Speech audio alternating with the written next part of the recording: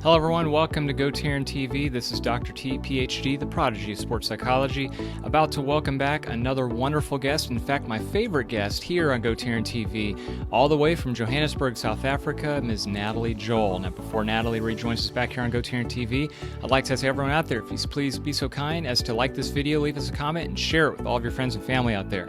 Now this will be the very first episode of 2022 that I get to conduct with Natalie and see how she's doing. As you know, she is our Banting keto coach, and she works out and trains people virtually all over the world, internationally, globally, you name it. She's available via Zoom and online, and so I'm just so happy to pick her brain, see how her New Year's going, and also talk some goals and objectives. How does she have her clients be able to do their New Year's resolution, so to speak, and attain their goals, and how does she also coach them with being able to work around issues? And so that'll be really interesting today to kind of plug those topics away and catch up with her, and again kick off 2022 with my very good friend, my best pal, Ms. Natalie Joel, right here on GoTarryn TV. So we'll have her back here momentarily. And remember, with GoTarryn Health and Fitness, it's your time, it's your investment, it's your life. We'll be right back.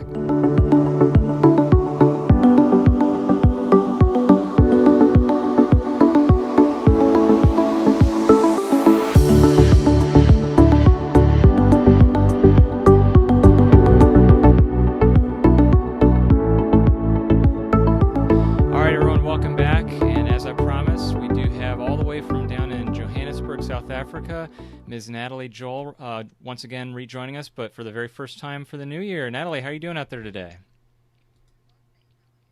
Very well, thanks. How are you doing, Taryn? Thanks. Dr. Yeah, Taryn? good. Thank you. Again, we're so happy to see you here, and again for the first time of 2022 in the new year. And how is the new year treating you and your family? So far, very so good. Thank you. And Yeah, you? likewise. Off to a good start. And, the thing I like about the video blogs that I like to record in the very first part of the new year, it's a good way to kind of, reset, refocus, and just start from a clean slate for everybody, the people with New Year's resolutions, for example.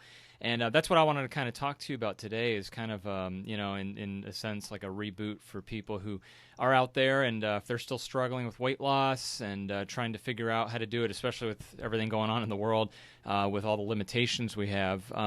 Working out and exercise is hard enough, and especially eating good. So I just wanted to start with that and just kind of talk to you a little bit about, pick your brain. What's your sense, Natalie, on New Year's resolutions and new goals and, kind of like, I promise it's going to be this time, I'm going to do it the right way. What's your take on that? What's your outlook when you hear things like that? Unfortunately, we all sucked up and we're all raring to go on the first of the year. But comes the 5th and the 6th and the 7th, it's back to... So a good friend of mine, a colleague, Stephen Levy, he actually said that before you look forward to good goals, if I've got this right, he says we should take off the things that we don't want to do. So, we've got to clear our slate, so to speak, before we can move on.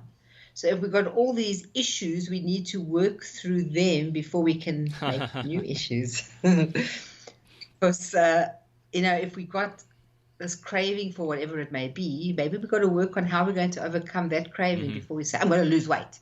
How are you going to lose weight if you're still craving chocolates, right, Coke, various things? So you've got to say, I need to rather see what my issues are, and let's see if we can focus on sorting out those issues, and then we can move on. That's my personal take from what he said. What he said, and I think it's so real that we can't just kick them to the side and move on, because we're not wired that way. We still got these things going on inside us, and if we can't just press delete on our computer brain. It doesn't work that way. We have to work through whatever the issues are, and then we can move on to whatever we resolve we want to do for That's the a good future. point, Natalie. What you said is in regards to issues, a lot of people don't want to focus on problems and things that they recognize and acknowledge, but rather when you hear New Year's, you hear people like positive words rather than issues and problems. You hear goals and objectives and achievements and, you know, accomplishments, things of that nature. So focusing on these issues, so to speak, with some of the people, what are some of the challenges you think that hold people back? For example, and you're a great example, you're a perfect example because you were able to accomplish it and do it with the weight loss. And so what were some of, and you've talked about this already in the past, but kind of reiterating, what were some of your personal challenges? And in addition to, what do you think that are the common themes and problems that most people, you know, deal with when they're dealing with these issues and problems? Okay, so for those who don't know me or don't remember, 7 years ago now, I was actually at a dietitian trying to lose the weight and losing weight, but still craving chocolates like you cannot believe. And I decided I was going to be hypnotized, talk about pushing things aside against wanting chocolates. I could lose the weight. And I was suggested to go and see a person who knew what they were doing about hypnosis. So I went to see a psychologist, and he said he's not going to hypnotize me. I should do the keto way of eating, which we call banting in South Africa. And it actually changed drastically my whole way of eating, my whole way of thinking about food. And my husband joined me on our tremendous journey, and we've both lost over 100 pounds each. And we've kept it off, which is amazing. For 6.5 years, we have kept it off. And my husband has managed to reverse his diabetes, which to me is incredible. And I've dropped my extremely high blood pressure to normal. So I think that what one has to do is one has to realize that just because something says it's healthy or it's good for you, you can't just accept it. You have to actually think about it and say, why do they say it's good for me? What does it have that they say is good for me? And when by checking the ingredients, you can actually see, are these ingredients, do they work well with my body, or do they cause issues with my body? For example, I've got that type of shape, which was like, it's called a pregnant belly, beer bump, whatever it's called. It's every woman's virtually over the age of 35 looks like she's 8.5 months pregnant, and so do so men. Absolutely. So many men look like they're about to pop. And it's but not everybody's got that. But those people who do have got what's called insulin resistance or metabolic syndrome, and their bodies cannot handle all the highly refined foods and the sugars and the fruits that the body's taking in. So if a person says it's so healthy, eat just fruit all day. If you're diabetic, obviously I'm not a doctor, you must speak to your doctor. It's full of sugar. Is it going to be good for your body? Is it good for you? So one has to think, are these things going to be good? 2 slices of bread a day, but the bread turns into sugar in my body. I've got insulin resistance. Will that work for me? I've got to think about that. Can I eat something else instead? So it's those type of things that one has to take on oneself and actually stop being a zombie and just following the trend, but starting to think, well, that could be a good resolution. This year, I'm going to think for myself. I'm not going to let other people think for me. So why is it healthy? Why do you say it's healthy? Maybe it's healthy for you, for somebody else, but it's not healthy for me. Maybe it's not good for you, but it's good for me.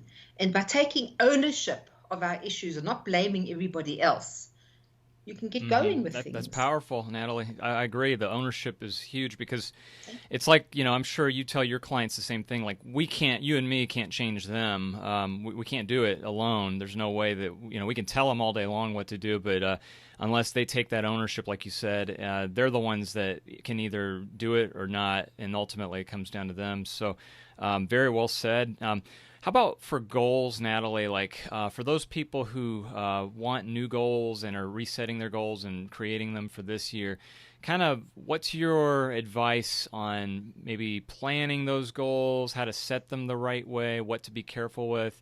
You kind of touched on it there a little bit, and kind of maybe just further, please expand upon what people have to. For example, your example of the "be careful of the eating healthy" quote. You hear that sometimes with misconceptions and myths and such. But what do you kind of do when you're evaluating and assessing with your clients for kind of the new goals into this year, so to speak?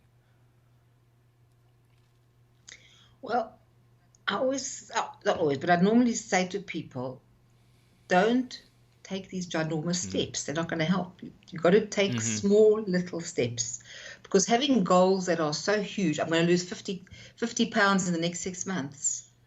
It's like a mountain you've got to overcome.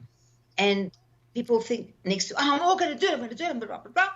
But then comes tomorrow morning, and you think, how am I going to lose 50? I'm not going to do it. I'm going to go buy that bar of chocolate. You know, that's our thing. So I feel that you've got to have small steps. Small baby steps will get you there just as well as big steps. In fact, they might get you there better, because climbing a ladder with small steps is a lot easier than trying to leap up big steps. So by overcoming each small step, you get a sense of accomplishment. So by doing things slowly and carefully for yourself, small little steps are also good. Small steps are often better, because you're not a marathon runner, you're doing things slowly. When you become a marathon runner, then you can do those major big steps. But at the moment, we're all in nursery school, kindergarten, we're all starting off. So we have to do things according to our level. We have to accept no one's perfect. We may think we're perfect, but we're realizing we're not. So we have to realize we've got to do the best we can do. And that's the goal. The goal is, I'm going to do the best I can do today. What's the best I can do today? Today I'm going to pack away all the foods that I know are no good for me, or give them to other people so that they're not there, that I can see. So you look at the end of the day, I've achieved that. You've achieved something. The next day, I'm going to do X, and that's a big achievement. And you do it slowly, because nothing happens immediately. I read somewhere the other day, this overnight star took 10 years to get to this point. You know, it's not, oh, today I'm a nothing and tomorrow I've got the lead part in some major movie. It doesn't work that way. It builds up slowly. And it's the same thing. I didn't lose my 100 pounds in a week. It's slow. It's slow steps that you've got to keep plodding on and redoing all the time. And maybe you go back a step, you go back 2 steps, go forward 2 steps. It's a process. And as long as you realize that life is a process, then you will be able to keep going. It's those huge, huge goals that people make that are unattainable. Yeah, no, I mean, yeah, you're right. That's, I think, like you said at the very beginning of our interview, that's probably why people, after January 5th, January 6th, January 7th, you see all those, I see it all the time in the gyms with we call them the New Year's resolution people. And January 1st, that first week is just so packed and crowded, and it really was at some of the gyms that I was last week. And it's just incredible because, like you said, in about a week or 2 weeks, or maybe even less than that those people will not be there because, some of them probably come in and just say, I'm going to work out every day. I'm going to come in, I'm going to lose 20 pounds my first week or what have you. And you know that they're unrealistic. So some of the things, Natalie, too, just changing gears here and changing direction is something that you and I have talked about often in the last several videos, is the limitations and barriers that people have anyway of exercising. Working out, losing weight is hard enough.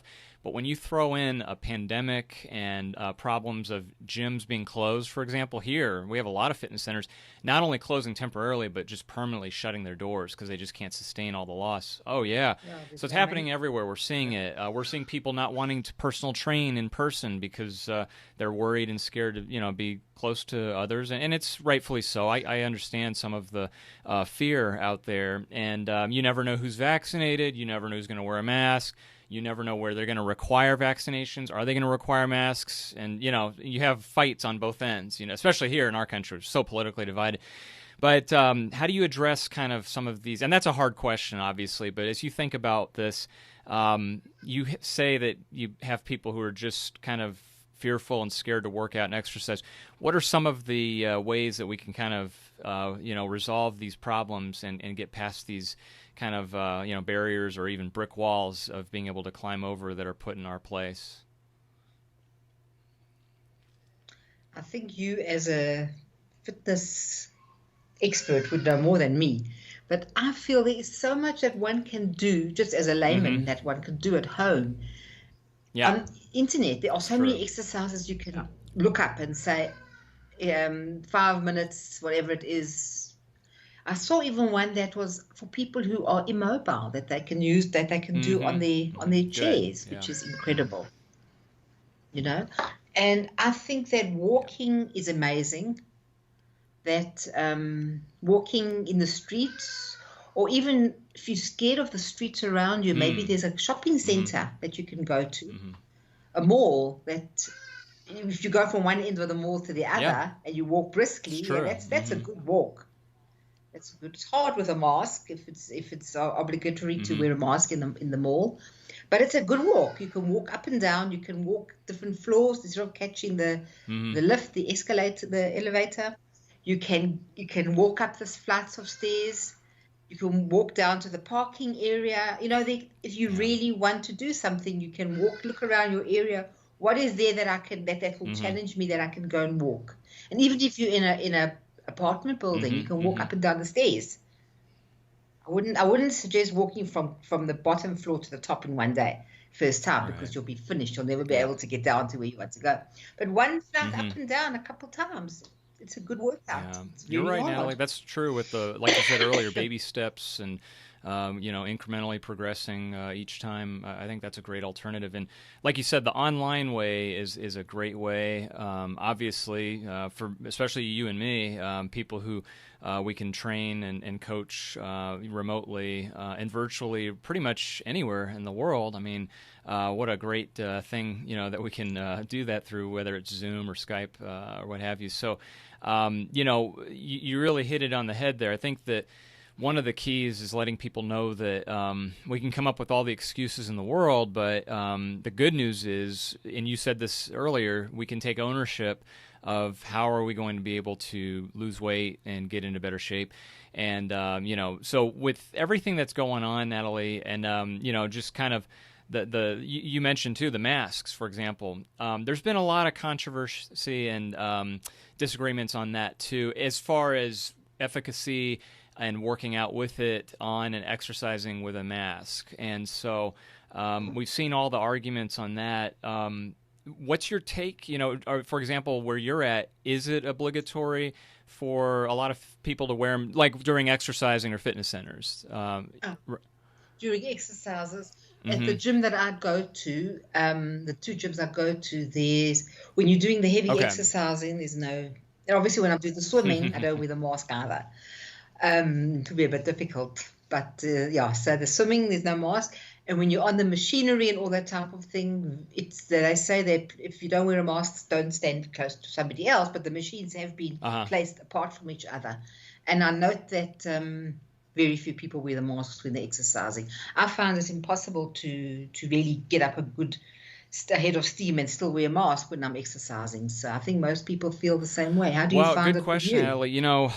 As far as I'm concerned, in the last 2 years of this whole pandemic, I've never once put a mask on while working out or exercising. I wouldn't be able to do it. My clients have, and I don't take that away. I'm like, that's fine. But as a fitness professional, as far as the studies that I've seen and research that's been shown, it is kind of counterproductive and counterintuitive to do so.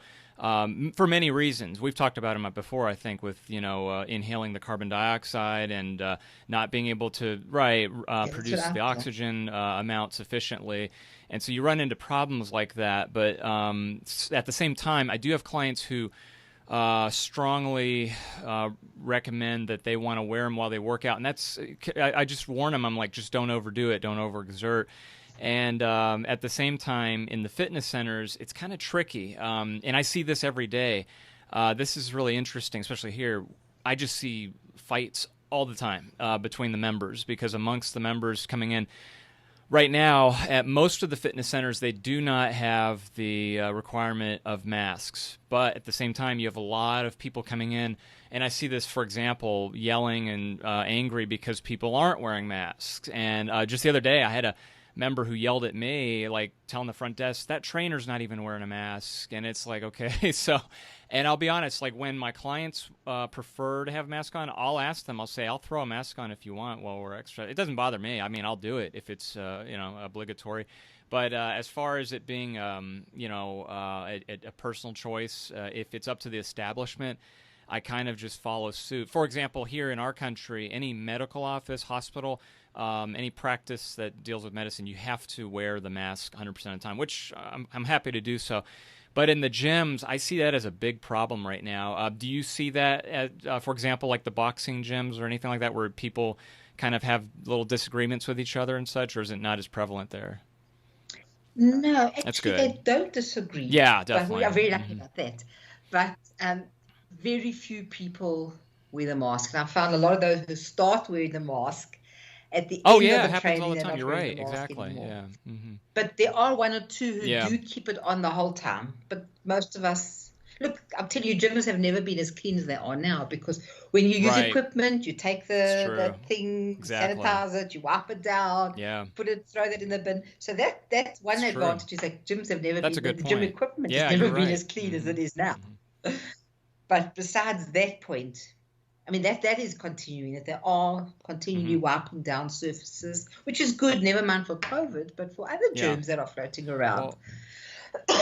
Well, So the mats are always cleaned, and the pull-ups and the boxing, whatever it is, and the gym and as Natalie, well. I also see. I don't know if you've seen this there so much, but at some of the other fitness centers, I'll give you another example: the fights over the vaccines, because one person came in, and a poor front desk person, she was just yelling and taking it out on them. And the front desk doesn't make the rules and the policies, but saying like, how do I know you're not vaccinated? How do I know that person's not vaccinated? They're like, you need to make sure you check everyone that comes in. And I think, that might just be totally unrealistic and unfeasible to do so, because if you have to do that, I just don't see how we're going to run, businesses effectively. I know that, and I will say there are some states here in our country, for example, like in the Northeast and in the West Coast, where they do have exactly what I just said. To enter a restaurant, for example, you have to show your vaccine card. To enter some different retail establishments, you have to do so. So right now, I think our country has it a lot tougher than others, just because there's such a divide, a big chasm of opinion on both sides. And I see arguments both sides. I get it on each side. I get that. I'm not totally against one way or the other, but we have a problem here in our country of being, the United States is what we're supposed to be, because we're becoming the divided Also states United. very quickly. So. Yeah. Do That's you see sad. that as far as vaccines go where you're at? Or is it pretty much understood that almost everyone's vaccinated there? Or how does it – because not necessarily – okay. No, Okay. no. The Jewish community, I was which I'm thinking part that, of, is yeah, mostly definitely. vaccinated. But I know we're very much in favor of health and careful and Yeah. that type of thing. But otherwise, I would say the rural areas, not so much. And the city areas, a lot are, but I think it's only about 50%. But most of the people, because we're the rural areas and the non-city areas, the poorer people, unfortunately, Oh, right, of live cheek course. by jowl. So Yeah. when they have the lockdowns, people, instead of saying, okay, the lockdown, it was like the opposite. Everybody's stuck together in their little house, 10 people. Good point. They're going to breathe each other's germs. That's right. They're all going to get it. So South Africa has that one positive factor, that most of the people are already, they may not be symptomatic, but they've already had COVID. If you take whatever it is for the bloods, you'll see that most people have already, not that they haven't been vaccinated, but they have got this, my mind's gone blank, the word. The antibodies. The immunity to it. Right.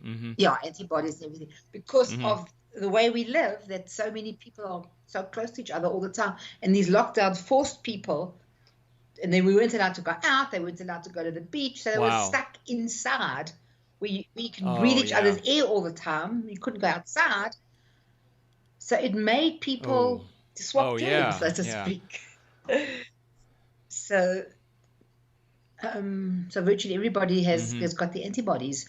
And not only that, but the whole psychological ramifications with people getting depressed and anxiety. We've talked about that as well. Yeah, the high suicide rate. And it's just right now, who knows? I feel like you and I, we've been talking for over a year now. And when we talked the first time, I remember we discussed all of this and we were thinking, well, hopefully next year this whole thing will be gone. In my mind, I thought there's a chance. Maybe it'll be over with. And unfortunately, again, in my perspective from our country, it looks like we're nowhere near the end. I don't know. I'm not sure. Nobody knows, obviously. I mean, who knows when we're going to reach herd immunity? Are we going to have this thing go away?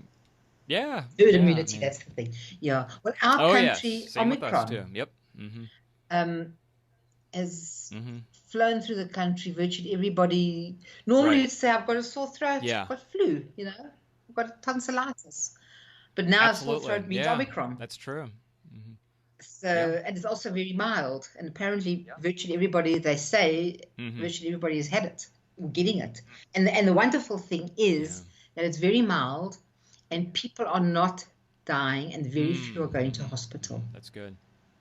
So That is very good. that's a good thing. So if it's burning through the community, burning through the population, it means everyone's going to get immune. Maybe this is Hopefully. the last. Yeah. Hopefully, this is the last. Let's hope you and I aren't doing the next 2023 video blog to start the year off, and we're at another Greek letter for another new variant by that time. Surely not, right? We'll look back a year from now and hopefully laugh. Good. Well, here it's coming down. Is that in your country, or is that? And I think America's I'm sorry. Going down Pardon? in your country, or just in the world, or? Well, that's good. That's good. It's South Africa. And America, from what I've heard, is about 3 or 4 weeks behind us. Perfect. If we're following the same pattern, then, oh, wow, that would be tremendous. Wow. Well, no matter what, Natalie, with everything that we talk about with goals and issues and these challenges surrounding us, the one constant is the healthier we are, the better chance we have of prevention, isn't it? I mean, that seems to be the common theme, right? Pretty much underlying everything. So I think that's, if anything, maybe people can step back, and whether they're about to start their new year and get into a gym for the first time, or exercise for the first time, or get on an eating regimen, they know that the healthier, the faster they do it now, the better off they'll be for preventive maintenance, so to speak, right?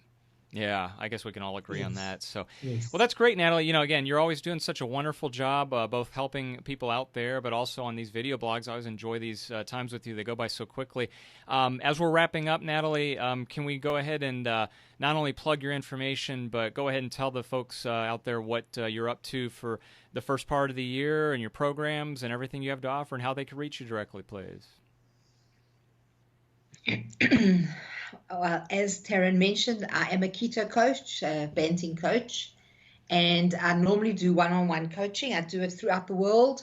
Zoom is the most amazing thing that it's opened up the world, especially in the last 2 years. I'm sure you found it too, that the world is the smallest place in the whole world now, because we're talking to each other across oceans. It's a miracle.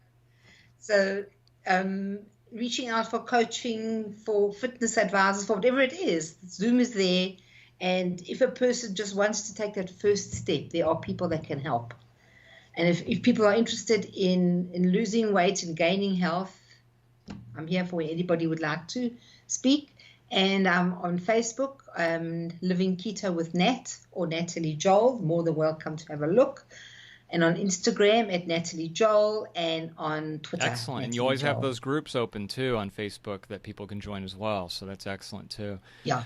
Well, that's great, Natalie. Well, thank you again, like always. Really appreciate your time. And, again, Happy New Year to you. And we'll look forward to, let's get you back on here next month and see how the rest of this year's progressing. Perfect. Yeah. So have a wonderful January, and we'll see you in February, Natalie. Fantastic. Have a good You too, rest of the Natalie. month. Thanks again for All your the best. time. And here comes your contact info as we fade to black right now.